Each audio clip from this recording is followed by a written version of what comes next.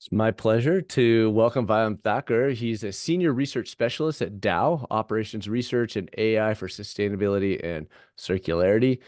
He's been there about a year and a half now and made some great contributions already at Dow. He was a graduate research student, doctoral degree from chemical engineering from Ohio State University, and with the aim to establish a sustainable and circular economy using ecological and economic modeling, and made some great contributions there while he was a graduate, a PhD student there. He also did an internship at Dow, so got a bit of a flavor for the work there in the group, and I suppose they liked him enough that they made him a full-time offer, and he's been there about a year and a half now. Uh, One of the recent honors that he has received is the Graduate Publication Outstanding Doctoral Dissertation Award from the FOCAP-D conference. So it's a FOCAP-D award, and we're pleased to have him present today. And I'll go ahead and turn it over to you now, Vyom. Thank you. Thank you, John. Thank you for this invitation. It's an honor to be part of this series. And thanks also to the FOCAP-D Conference Committee for bestowing this honor upon me. Today, I'll be talking about some of my dissertation research, which has sort of enabled me to make this presentation through this award. And the topic will be systems designed to enable a net zero circular economy. And as John mentioned earlier, a lot of this research has happened during my dissertation, during my PhD. I'm currently in a role within Dow Chemical Company as part of the machine learning optimization and statistics team. So it's been a great experience sort of applying some of the toolkits that I've developed in my PhD and continuing them forward in the industrial journey. But I'll be continuing with the slides and be happy to answer any questions that you have in the middle. So, yeah. So to begin with, what has motivated this research is climate change events are becoming increasingly drastic and imminent. For example, heat waves in different parts of the world, increased frequency of tornadoes, unnatural forest fires and such. So it's become imminent for companies, governments, and every organization out there to make net zero emissions targets and circularity pledges so that it's possible to return to what is called a safe operating space for the world as a whole. And the next few decades are going to be critical in establishing that return to safe operating space. So my dissertation research has been motivated by this particular broad objective. And as you can see, a lot of companies and organizations have pledged to multiple targets. Like the governments, for example, have pledged to the Paris Climate Agreement for curtailing global warming. There are companies who have been signatories to US Plastics Pact and circularity based pledges. So all of these environmental pledges and targets have been rampant in the last couple of years. But certain reports have sort of noticed that a lot of these targets heavily rely on climate action from external agencies, offsets, and innovations in the future. So, for example, this particular report by New Climate in 2022 found that about 2.7 gigatons of CO2, which is appeared to be pledged as a reduction, only about 15 to 20% of that is actually committed to with plans and implementation goals. A lot of it is left out either to offsets, climate actions, or are somewhat ambiguous. So it's essential for process systems engineering to step up in this domain and sort of provide solutions through optimization and data science approaches, which can help us achieve these targets and help the world go back to a safe operating space in terms of ecological value as well as nature's ecosystem services. Okay. So the broad objective of my research has been to develop holistic and quantitative frameworks that can help design reforms in the current value chains of products, guide the discovery of new technologies, and ultimately develop roadmaps to achieving those targets through implementation of those technologies and innovations. So just to give you a brief background, over the last many years, maybe half a century, industrialization has been on a rage. There has been an increased concentration of greenhouse gas emissions over the past many years. And this has led to large-scale global warming. And if we were to sort of see some of the targets that are set by the Paris Climate Agreement to have only 2 degrees Celsius of warming until 2050, so that we can be sustainable, we would require drastic reduction in greenhouse gas emission concentrations in the atmosphere uh, of the rate 4% annually. So industry, specifically the chemicals industry, has a lot to sort of help and contribute towards reduction in these emissions. And what we see particularly is that a net zero carbon economy can really help us get there. A lot of the products have a embodied carbon, which comes from, say, processing of raw materials, heat energy, as well as electricity. There's also emissions associated with transportation and logistics, which ultimately get embodied into the products.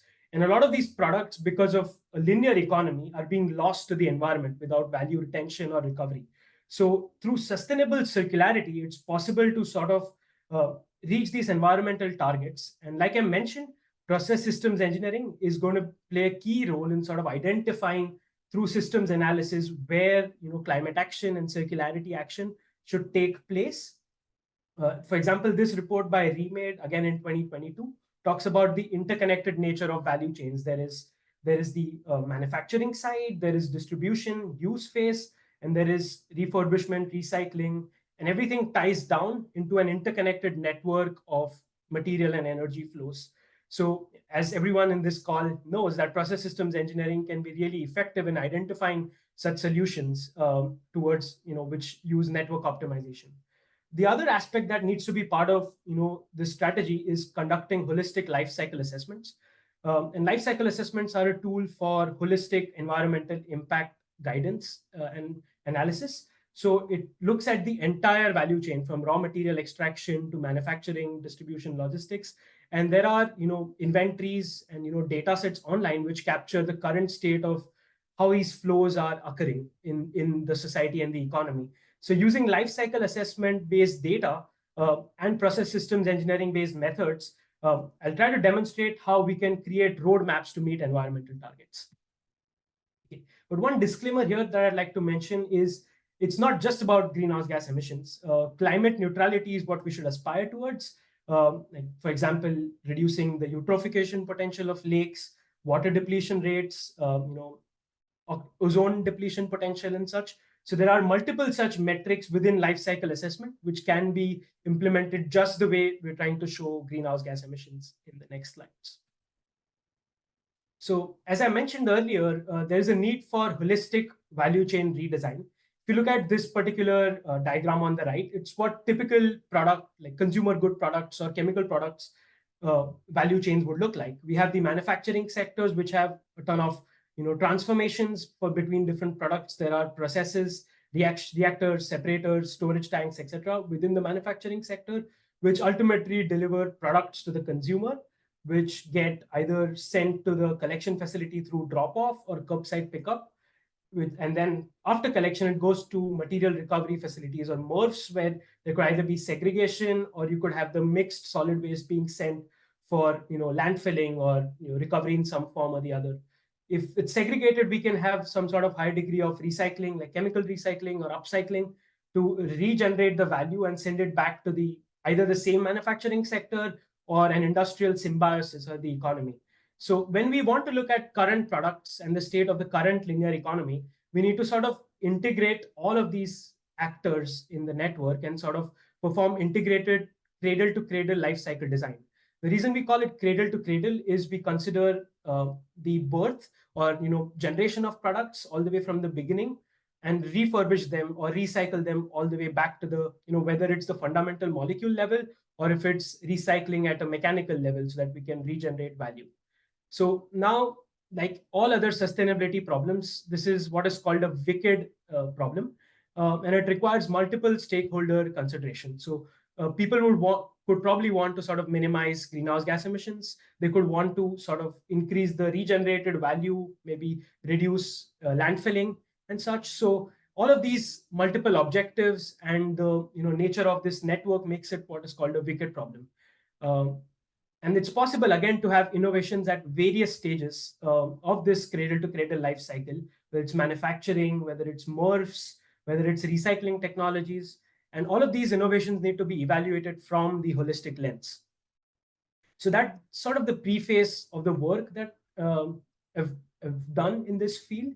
And I'm going to talk about some research contributions in a summary in this slide, and then we can go into detail in each of those individual contributions. So like I mentioned, this network of this value chain network is highly complex. It could be, it could be visualized as some sort of a network like I've shown here, wherein there is transformation from natural resources all the way to end of life outputs. And the consumer side of things could be as small as this particular area which I'm highlighting, and there could be recycle loops which can be enabled through what is called sustainable circular economy. So the first research contribution is looking at these entire life cycle networks and optimize for the best value chain pathway while considering opportunities to reduce emissions, natural resource uptake, as well as increasing the circularity. Um, and all of these is to enable a sustainable circular economy. I'll get into details about what are some of the objectives that we've defined to describe sustainable circular economies. The next step is to sort of evaluate what some of the innovations, what are some of the most promising innovations that can improve the sustainable circular economy beyond what is currently possible. So in order to do that, we've developed a method to screen and rank new technologies and new policy actions from two approaches, like either through hotspot analysis, which is looking at the current optimal network and seeing where the highest emissions or highest pollution is coming from, or it could be through sensitivity based analysis to see where new technologies, if implemented, can bring out the highest returns. So that's the second research contribution. But it's possible that some of these new technologies are really in the nascent stage, in the R&D stage, and it's possible to sort of look at, it's maybe difficult to evaluate those technologies from a life cycle perspective, simply because of lack of data and multiple choices in the chemistry scale or the reaction mechanism scale. So the third contribution that I've done in my research is sort of have a multi-scale network, which it goes further deep into one of these nodes and expands it to a reaction network scale and integrates it with a life cycle scale.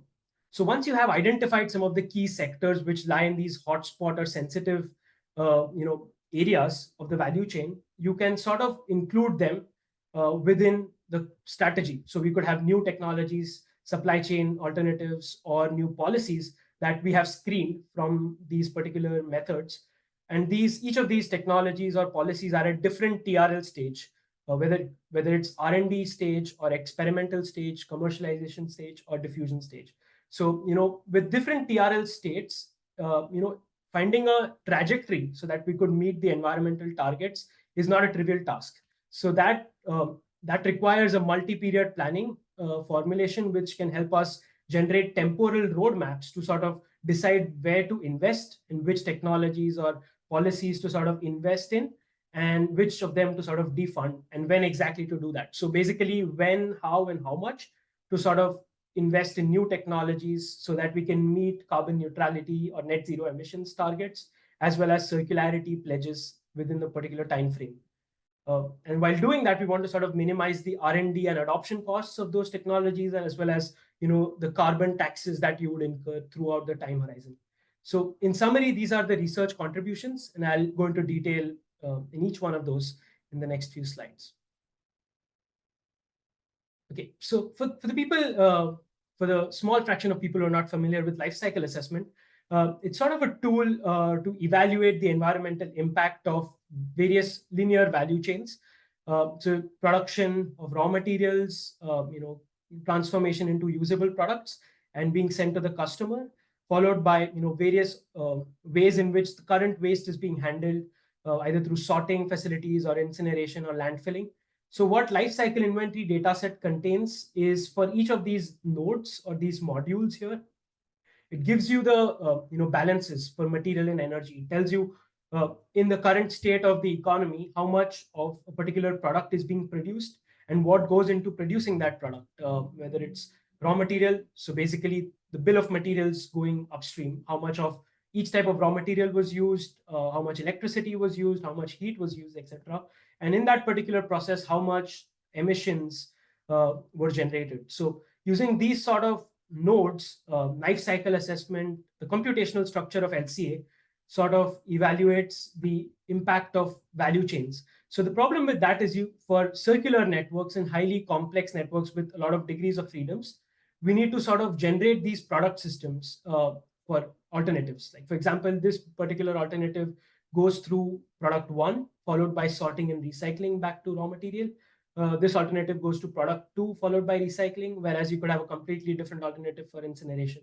So in LCA, you would have to create scenarios to sort of evaluate each of these value chain alternative. And if there are some sort of continuous variables like split ratios, you would have to discretize those split ratios and sort of do analysis through that. So one of the shortcomings of LCA is it doesn't handle circular solutions very well, and it requires a lot of scenario generation to evaluate different new technologies and alternatives. That can make it also computationally expensive because this is just a representative example. In reality, it could be huge networks of the order of thousands or tens of thousands of processes. So the computational structure of LCA is very straightforward. It follows a linear programming problem, wherein you have each of these nodes represented in this technology matrix, which is a full rank matrix because there are no degrees of freedom when you're looking at one single solution. And there is a vector called the scaling factor, which scales each of these nodes in a way that you meet a final demand of products. So this final demand is pretty straightforward when you have a linear value chain. You have a product and you know how much the society demands for that product. So you can specify the final demand. But for circular solutions, wherein the consumer is part of the network, you need to be smarter in sort of identifying what the final demand is, because you don't really know what the net output in the system is going to be. So I'll get to that in the later slides. But what LCA does typically is for large matrices, it does some sort of decomposition and for matrix inversion and calculates the scaling factor of each of those technologies and then multiplies it by the emissions matrix. So for each of these nodes, as I mentioned earlier, we have the total emissions that is being generated. So by multiplying the scaling factor with that emissions matrix, we are able to get the total or net emissions arising from that particular instance of the value chain. And we then normalize all of those emissions for their corresponding impact. If it's greenhouse gas emissions, we sort of weight it in a way that we calculate the global warming potential from all of those emissions. And that is done through characterization factors that come from the environmental domain.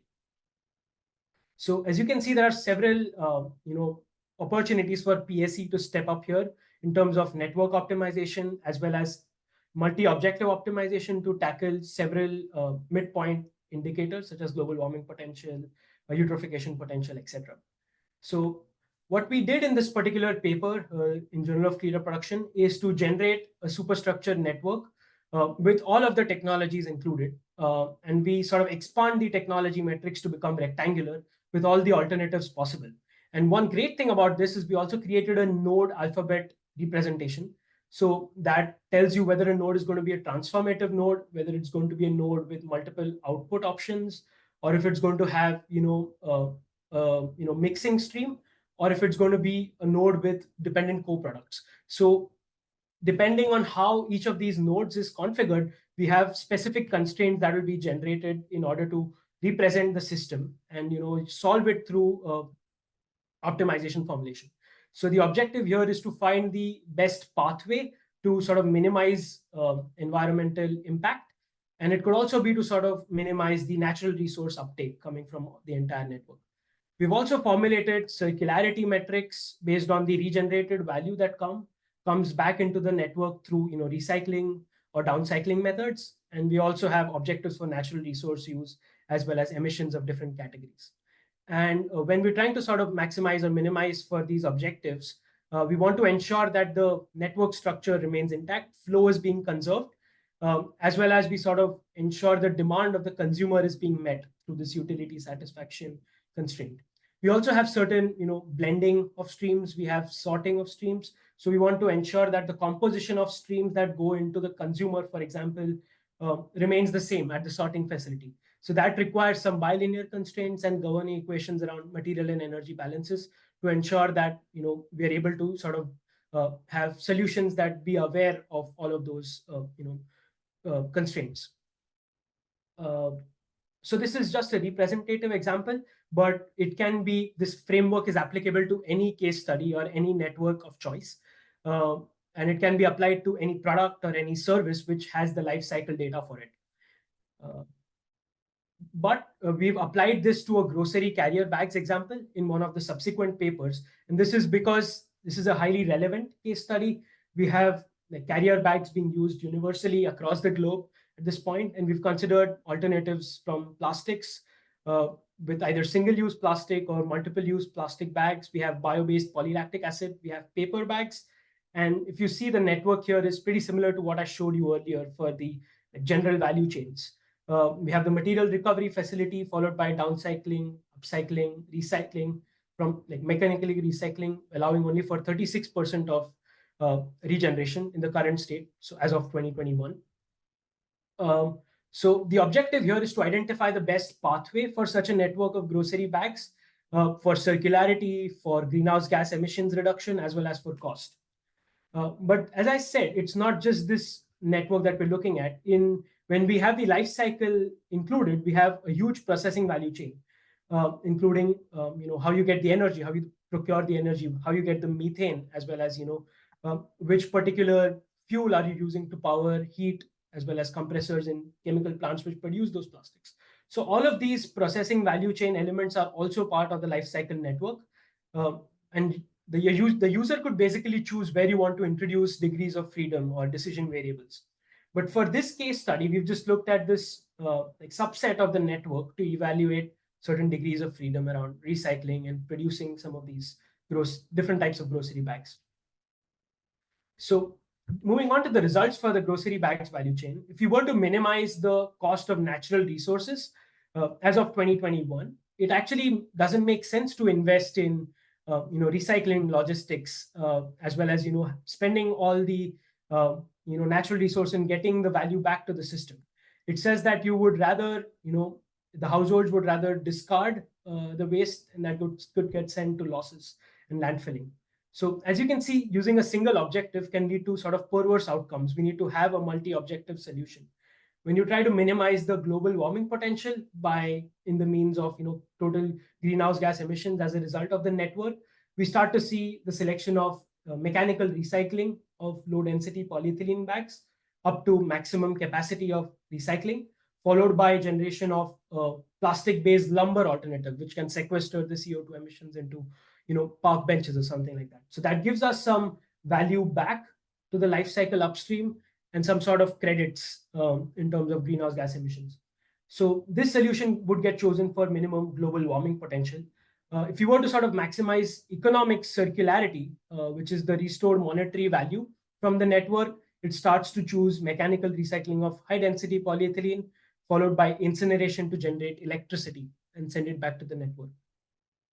Now, it's worth to note that at this point, electricity in 2021 is not really that renewable. So when you sort of displace the electricity, you get higher credits than if it were renewable electricity. So this network is expected to change as time progresses. And as we go on to the temporal roadmap aspects of things, I'll speak to that issue as well. If you were to sort of maximize for ecological circularity, which is the nutrient value that you can regenerate in the system, it starts to choose paper bags, because when you send paper back to the landfill, you can, or the compost facility, there's some nutrient value which can be regenerated, and the methane through methane that can be restored. So through this multi-objective optimization, we are able to sort of address the paper plastic dilemma more quantitatively. Through circularity metrics, we're able to see the cost, emission, benefit analysis of recycling technologies, as well as some of the upcycling or downcycling technologies. And it's evident that trade-offs exist between these solutions, and we need to sort of adopt a multi-objective approach. In order to do that, we apply epsilon constraint methods to sort of identify what is called a Pareto front to capture the trade-off between circularity, global warming potential, and natural resource cost. We use the epsilon constraint method to identify solutions on the Pareto front. And all the points that lie on the Pareto front are expected to be win-lose solutions. So if you were sort of lying below this Pareto front, you would have dominated solutions, which means that if you were to move from any point at below this Pareto front to the Pareto front, you would improve the objectives. But if you were to go from one point on the Pareto front to the other, you would lose out on at least one of the solutions. So you would aspire to sort of go from somewhere below to the Pareto front.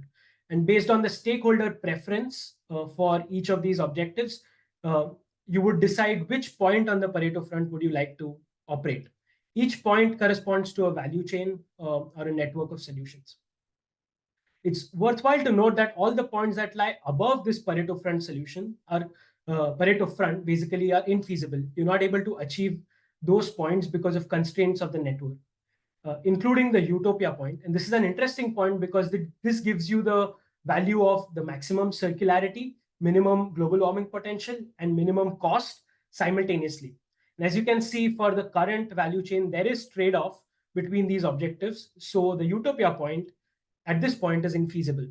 So uh, as we'll see in the next few slides, we'll use this utopia point measure to sort of evaluate the performance of new technologies on how they can improve the system.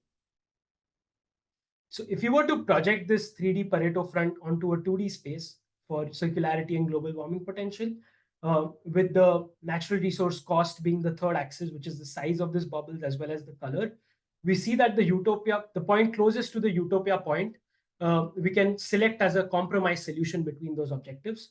And that corresponds to this solution, which is a combination of high density and low density polyethylene followed by recycling and incineration.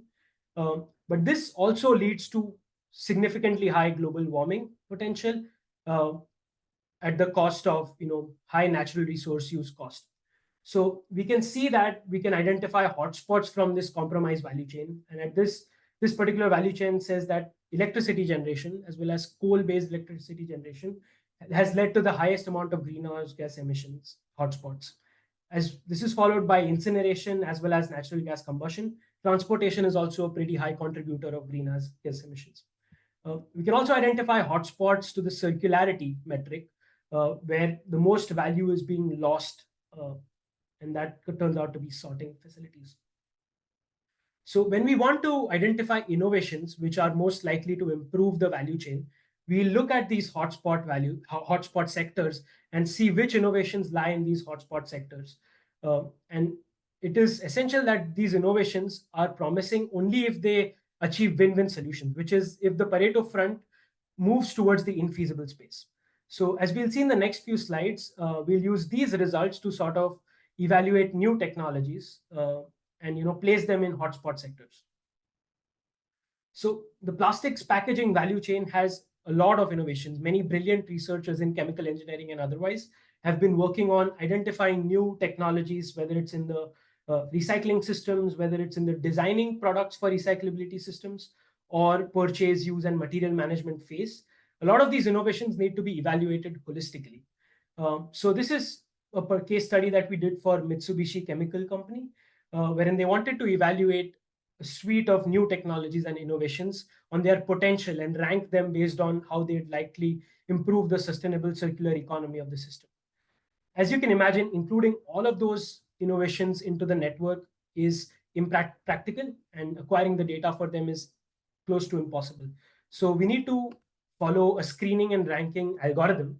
I'll quickly go over this slide to tell you how we've implemented a screening and ranking algorithm to identify key innovations in different sectors of the value chain.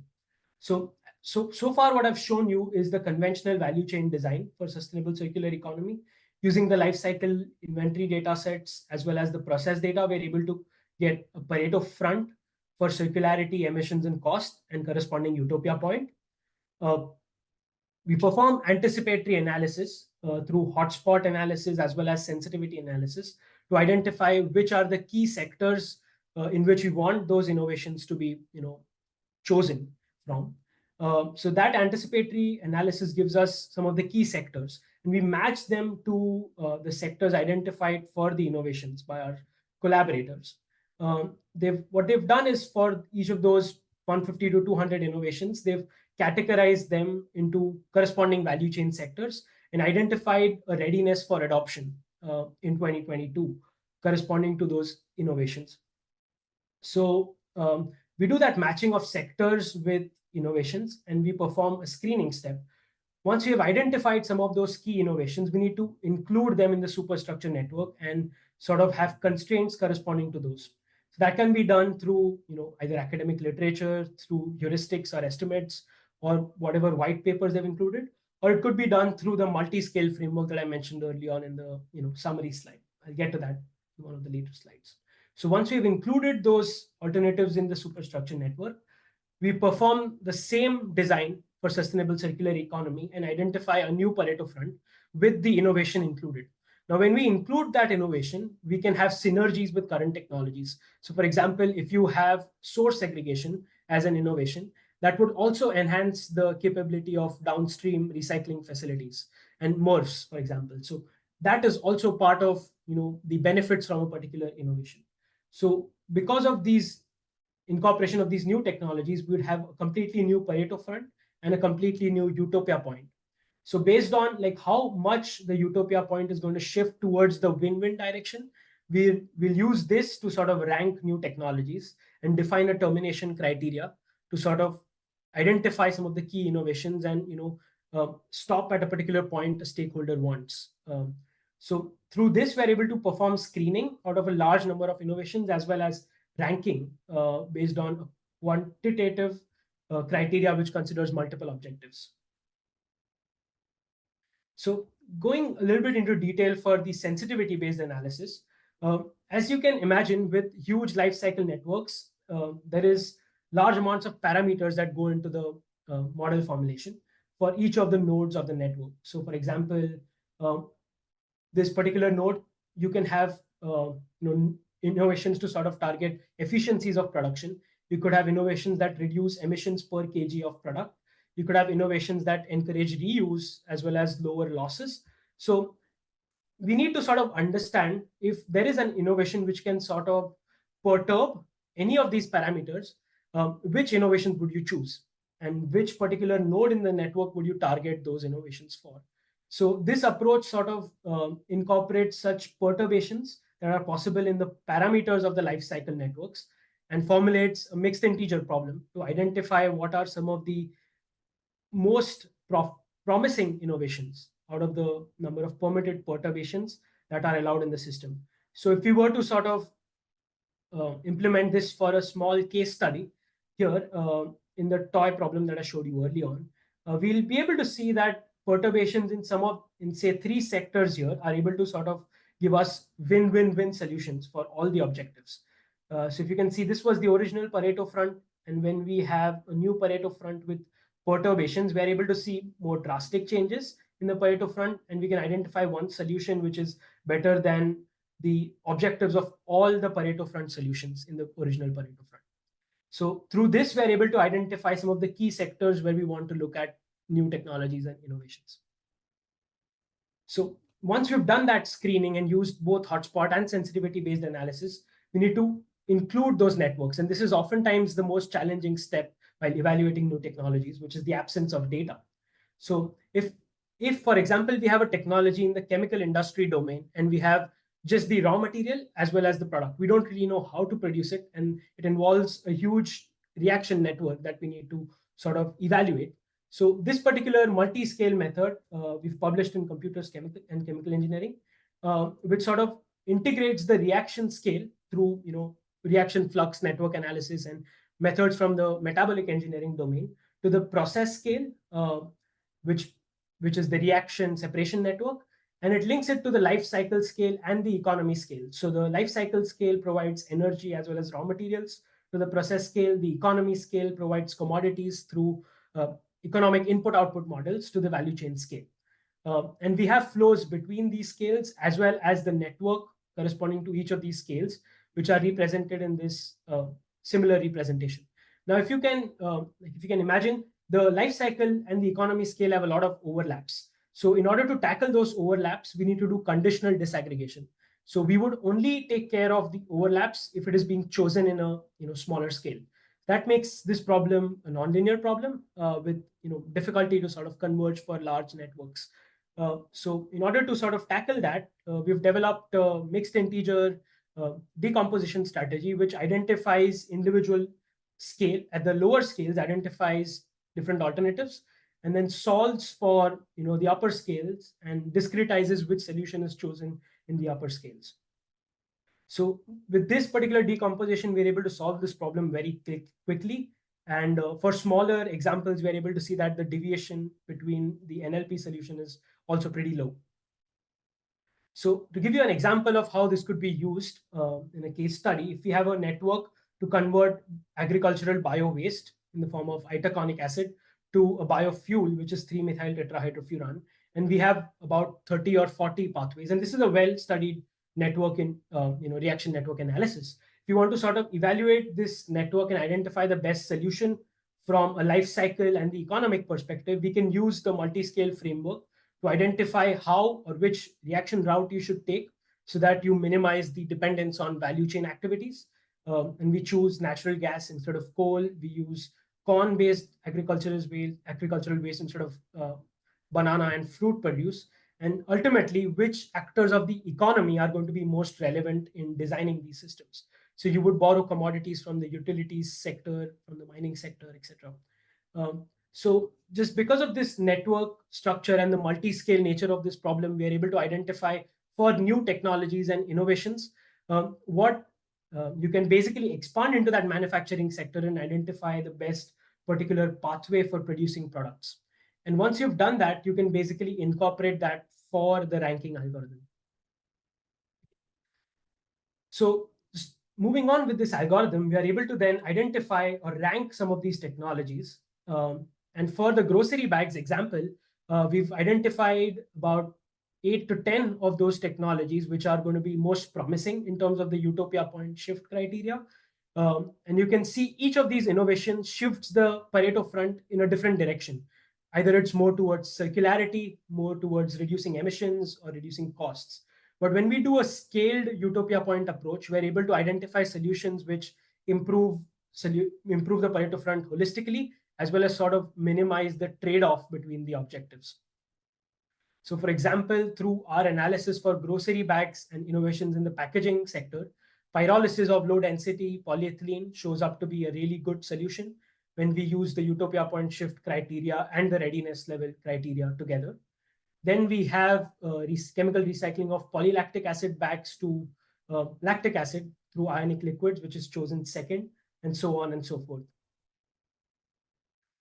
So this can be a very effective tool for technology, for R&D organizations or research organizations to sort of help guide their investment strategies in new technologies and sectors. And it can sort of give us a good idea of, if you were to incorporate all of those innovations together, can we really achieve net zero emissions, higher circularity than what is pledged at a reasonable cost? And we can see that by this particular graph. When we find the Pareto front by introducing all the technologies in the network, we are able to get net zero emissions and high circularity, but at very high costs. So I think over 4 times the cost for some of these solutions that lie very close to net zero emissions. So it gives us a promising picture, but it tells us the reality that we need to invest in new technologies and new policies so that we can exploit the synergies between several eco-innovations as well as the current value chains to achieve net zero emissions and circularity targets. And the solutions that are being selected include a combination of PLA-based alternatives or chemical recycling-based alternatives. So I won't go into the details, but you can find the results for this in our 2023 paper. So the question now still remains is, you cannot introduce all of these technologies together. It's going to be either too expensive or not feasible for the circular economy at a whole to sort of invest in all technologies together. But if you were to sort of look at a reasonable timeline, let's say we have renewable power, wind and solar starting 2027, we can incorporate medium to high TRL technologies in 2031 and low TRL technologies in 2040. You are able to see that the Pareto front gets closer to net zero emissions line. One key finding here is just with renewable power, you cannot get to net zero just because of the heat intensity of some of these processes as well as the logistic systems. So when you start to incorporate medium to high TRL technologies, you do get to net zero, but again at a higher cost.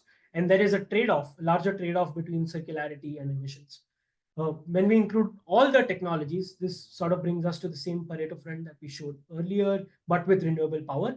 and you can get to a pretty good solution, but it will lead to very high resource use cost, and not to mention the R&D cost associated with investing in all of those technologies.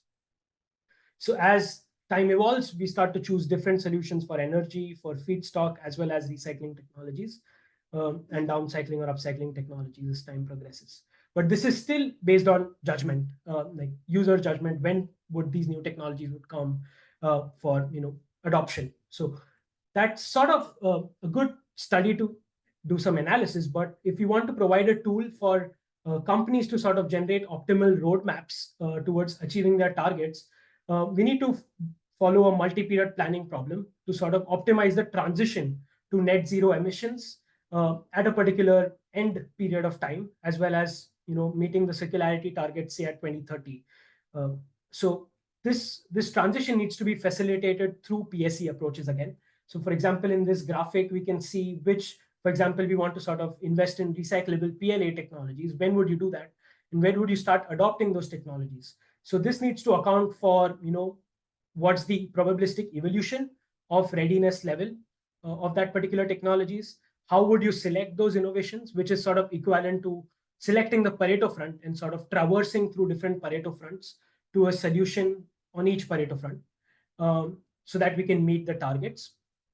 And ultimately, it also depends on the background emissions from future decarbonized value chains. So like I mentioned, if renewable electricity is going to sort of displace fossil-based electricity in the future, displacing some of that electricity will give you lower benefit in the future, for example.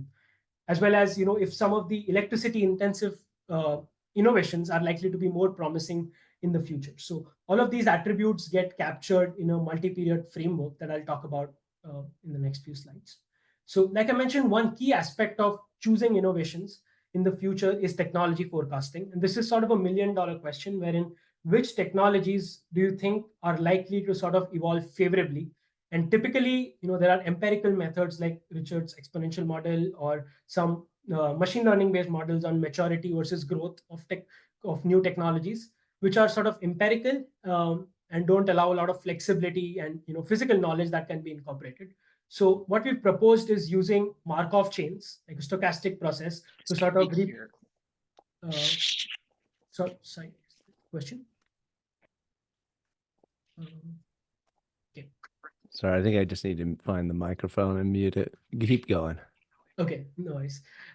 So we can use stochastic processes like Markov chains to describe the evolution of these new technologies, and we can assume that TRL states are discrete sort of states in the Markov chain. So how the technology is expected to evolve over time depends on the transition probability between different states, as well as the expected time in the R&D phase or the pilot plant phase, etc. So we can estimate these parameters from either expert inputs for various sectors of the value chain, or through deep learning methods, or language processing methods on semantic literature, or you could do a feature-based fitting of continuous time Markov chains. And all of these approaches are valid. For the current study, we've relied till now on expert inputs, but we're exploring methods to sort of implement feature-based continuous time Markov chains on semantic literature. Now, this still becomes a nonlinear problem, but thankfully, a lot of these evolution profiles have to be pre-computed and fed to the multi-period planning formulation. So we've used piecewise linearizations and eigen decompositions to represent these behaviors. And since there are a lot of other non-linearities or bilinearities arising from carbon budgets and net CO2 generation from the plants, we use McCormick envelopes to sort of simplify that problem and retain a mixed integer quadratic constraint formulation, which can be solved by Girobi. There's also an alternative method which relies on options theory by Professor Marana's group, which we've explored, but it becomes too complex to integrate within this multi-period planning framework. So like I mentioned earlier, essentially the problem we're trying to solve is how do we traverse between Pareto fronts, and which innovations or which Pareto fronts to sort of activate at what time in the time horizon. Without going too much into detail in the interest of time, I'll say that we're also tracking the greenhouse gas emissions at different stages whenever we make those transitions between different Pareto fronts. And each of these Pareto fronts are chosen on the basis of how close they are to the highest TRL level. So if, for example, in this stage, we were to choose this blue colored innovation, we would sort of normalize by this distance for TRL. How close is it to the adoption TRL, and multiply it by a price factor associated with the differential. So the constraints that we include are pretty straightforward. For a multi-period planning problem, we sort of want to ensure that time of adoption is after time of investment. We ensure that through each of these points, which is a solution, through combination of each of these points at any particular time, we're satisfying consumer demand. And we're also ensuring that we're choosing TRLs based on the evolution profiles, and we're using time value of money and discounting future investments. The other thing that we include is the accrued CO2 emissions. If we have a carbon budget or carbon tax as to how much do you emit throughout the time horizon, we also track that and sort of impose a constraint on that. Now, like I mentioned, the background emissions are changing because of sectors which are independent of the recycling value chain, for example, electricity, transport, chemicals. So in order to account for that, various shared socioeconomic pathways are considered as scenarios. So integrated assessment models are an economic, are from the economics domain, which are sort of used to characterize the evolution profiles of emissions from various sectors, while assuming various degrees of global warming, whether there's going to be a 4-degree warming, 2-degree warming, or 6-degree warming. And depending on that, and various policy-based adoption assumptions, we have different scenarios that we can sort of include and compare for the alternatives. So this is the framework. I'll quickly go through these slides so that I can show the results. So with all of these pledges and targets imposed as constraints, time value or time evolution of TRLs, as well as the integrated assessment models, we're able to find which technologies to invest in, when to adopt, as well as what should be the roadmap towards meeting those targets. Now, this particular article was selected to be the journal cover in AICHE for May 2024 issue. So I would request you to sort of go look at this paper for more details on how we've solved this problem and what are some of the PSC approaches we've implemented. But the solutions that we get out of this form, so if you were to, thank you, John. I'll sort of wrap up in the next 5 minutes. So if you were to look at the solution for the grocery bags value chain and innovations, we're able to select which technologies as well as when to implement. For example, pyrolysis is being chosen at the forefront because of maybe the high TRL level, but it sort of quickly gets replaced with advanced chemical recycling to generate alkyl aromatics or alkyl benzenes from polyethylene. And ultimately, as you go into the future with high electrification of technologies, as well as possibly hydrolysis technologies, we start to use PLA bags. And as we move forward, we can see that the emissions profile goes towards net zero, and we're able to reach 2050 net zero goals. And we're also able to meet 2030 circularity goals through different solutions at different time points. We start to see a combination of mixed waste pyrolysis, chemical recycling around 2040. We start to see use of lactic acid in close to 2045, etc. And we can also see where the R&D investment happened so that we can sort of get the best possible evolution profile. And we see a mix of bags that get chosen over a time period. Through various scenarios of integrated assessment and shared socioeconomic pathways, we're also able to see that if we don't meet the targets, say we have higher degree of warming and we have different policy evolution, what are some of the innovations which are robust to climate change policy? And we are able to see that pyrolysis of LDPE and alkaline hydrolysis of PLA, as well as bio-based polyethylene, are being chosen regardless of how the future holds for climate change policy and adoption. So this is just a summary of what this road mapping formulation has within it. It has LCA, it has superstructure optimization, integrated assessment models from economics domain, technology evolutions from stochastic processes, and planning optimization from PSC. So hopefully this convergent approach is able to sort of guide new technologies, as well as sort of help organizations and governments sort of either rank new options as well as define roadmaps for meeting their targets with dynamically evolving eco-innovations and new technologies. So sorry for rushing the last few slides, but I'm happy to answer any questions. I'd like to thank again the FOCAPD committee for this award. and as well as John for this gracious invitation. I'd like to thank my advisor, Professor Bhavik Bakshi, and the Sustainable Engineering Research Group for their support through this work, and the funding agencies. And lastly, but definitely not the least, I'd like to thank Dow Chemical Company.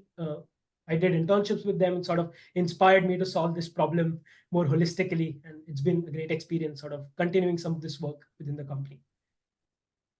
Thank you, John. I'll be Well, happy to fantastic. Excellent. Thank you. Wojciech, do you want to go ahead and start? Sure. Thanks for the talk. My name is Wojtek, and I work at Lam Research. We are a semiconductor company. And of course, in the semiconductor space, we look a lot on sustainability questions. But I think your examples and the framework you're showing is probably more mature that I've seen in our space, which brings me to a simple question, which is there any way, for us to use some of your I guess code, or I don't know if any of it is open source, or I guess planning to somehow share it with other industries? Yeah, Wojtek, thanks for the question. Yeah, like first of all, I'd say all of the code is open source. It's on our group's GitHub as well as my personal GitHub, and definitely implementable to the semiconductors value chain as well. Lifecycle inventory data sets have increasingly, had new technologies for fabrication units, with different solvents that are used for etching processes and stuff. So you have inventory data sets, as you might already be aware, for semiconductor processes. So it would just be a matter of implementing those models from the OR domain to sort of the data sets from the semiconductor domain. And if you have, say, new technologies which can sort of reduce solvent usage, for example, you could introduce that as a module within the network and let the solver decide whether it gets chosen from a holistic perspective. You can also tailor the objective to what you want, whether maybe if circularity is not of an essence to you, you could have more like a solvent recovery or water use as an emissions factor in the objective, and you can still follow the same multi-objective optimization methods to sort of do all of these analysis. So essentially, all of these steps are possible for any problem that you want. I'm happy to discuss further, the details about how you would go ahead and sort of incorporate those new technologies and data sets into the model in a one-on-one session. Fantastic. I've just pasted his GitHub repository link there in the chat window if you'd like to go see some of the source code. Excellent. Thanks for that comment. Okay, we've got time for a few more questions as well. Feel free to put that in the chat, or you can raise your hand. Either one. I've got a couple other questions that were sent to me as well. Now, here's one. The reuse of models and design experience. Dow has quite an extensive history of developing models. Are you able to repurpose any of these for just changing the objective function? Instead of designing for maximum profitability, you have these circularity objectives instead. What can you say about reusing some of these models in an organization where there's a rich history of modeling? Yes, definitely. Thanks for that question. I'm from Dow, I assume. So glad to talk, internally as well. But definitely, so you can tailor the objectives very easily. In fact, there is currently ongoing effort on implementing some of these frameworks internally. But what you could do is simply configure these scaling factors in a way that you sort of capture the material and energy flows in the way that you want. So you could essentially tailor an objective which sort of, maybe if you want to sort of maximize sorting, for example, or you have maybe a fractional objective to sort of say that the recycled content is more than X%. You sort of if you want to maximize that recycled content in a product, so that would be a ratio of this factor by this. You can easily incorporate that within the objective as a mixed, as a weighted sum of these scaling factors. So it's like very easily tailored to the problem that you want to solve. And because you have these node alphabet representations, you can also sort of introduce modules in the network which are more flexible to, say, co-products, or in an industrial setting, if there are certain businesses that it caters to, which makes it more rigid. You cannot maybe change that particular fraction or split fraction out of that particular module. You can easily set that as a constraint in this network. It's easy to incorporate, in summary. Okay, so thank you for that. Here's a related question. So a lot of this modeling shows you what you would design, but there's also an opportunity to say how to influence consumer behavior based on pricing. What can you say about that? Can we flip this the other way to Yes. say not just from the production side, but from the consumer side? Yes, definitely. That's a great question. So one approach to do that could be sensitivity analysis. So if you sort of formulate a margin-based metric that you sort of vary in a way that you can see how much of an impact would that have on solutions for, say, curbside recycling versus individual drop-off or source segregation, for example. So if you can have a premium associated with recycled content, and if you have a threshold as a constraint, so if you have a threshold that says you can only recycle beyond a particular percentage if you have segregated waste. So if you have that within the model and you can sort of do a sensitivity analysis on the premium for the recycled product, you'll be able to see solutions that change towards more source segregated drop-offs instead of curbside recycling. So the model will automatically, beyond a tipping point of that premium, start to select solutions on the consumer side as well, which promote sustainable behavior. So you can do all sorts of sensitivity analysis on like real data. Life cycle data is real measured data for processes in the network. So you'll be able to see if we are able to vary consumer behavior, what are the tipping points in terms of premiums through this model itself, through this model plus sensitivity analysis. Hope that answers the question. Yeah, that's fantastic. And we have a great comment here just from Scott, more of a leadership role at Dow. Sustainable and reusable model development is one of our guiding principles in this group. Great insight there. I think, also so many man hours, man years that go into developing these. There's been more of an effort to say, how can we develop the model once and use it for control design or for, other parts of design. We have another question that just popped up. For people coming from the chemical process engineering background, wanted to learn about circular economy modeling. What kind of references do you suggest? Oh yes, there is much. There's too much to get started with as well. But I would definitely go to the Ellen MacArthur reports. That's where sort of most of the seminal ideas have started. There are, like, of course, academic papers which have looked at more detailed reverse logistics modeling, or, for example, how circularity metrics can be configured in a way that you capture the system's circularity.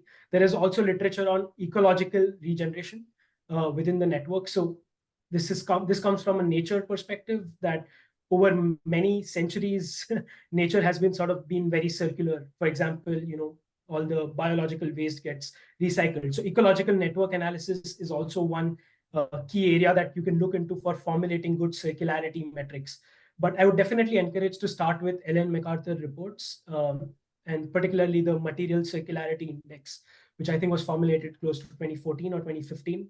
It sort of inspired a lot of the metrics that we've developed in this research as well. But like from the PSC perspective, that leads to some fractional objectives, but we know how to deal with it. So something to keep in mind. There could be like other metrics that you can use to decouple linear economies.